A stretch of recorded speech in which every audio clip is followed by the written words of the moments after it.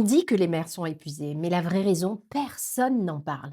On pense que c'est les nuits courtes, les enfants qui en demandent beaucoup, le manque de temps aussi. Mais il y a un facteur dont personne ne parle.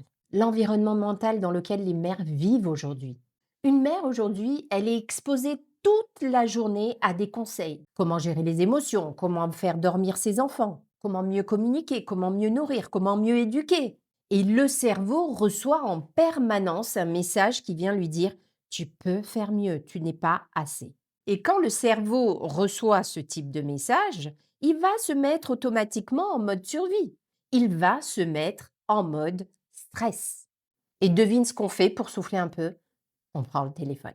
Ça va être quelques vidéos, ça va être quelques messages, en gros quelques minutes pour s'échapper. Sur le moment, ça soulage, on est d'accord. Parce que le cerveau, à ce moment-là, qu'est-ce qu'il va faire? Il va sécréter de la dopamine et ça va être une sorte de récompense immédiate, un soulagement rapide. Mais ce que le cerveau va voir aussi, c'est de la comparaison. Il va aller voir des mères parfaites, des maisons rangées, des enfants plus calmes. Et même si on sait que c'est qu'une image, le cerveau émotionnel va enregistrer: je ne suis pas à la hauteur.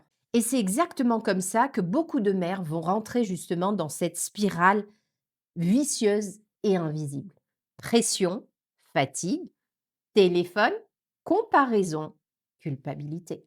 Mais la bonne nouvelle, c'est que le cerveau est plastique. Ça veut dire qu'il peut sortir de cette boucle, il en a la capacité. Alors voici 3 choses que tu peux mettre en place pour sortir de cette boucle invisible. 1. Commence la journée sans écran. Même 20 minutes, ça suffit pour programmer ton cerveau et calmer ton système nerveux pour toute la journée. 2. Crée un moment de vraie connexion, de vraie présence avec ton enfant.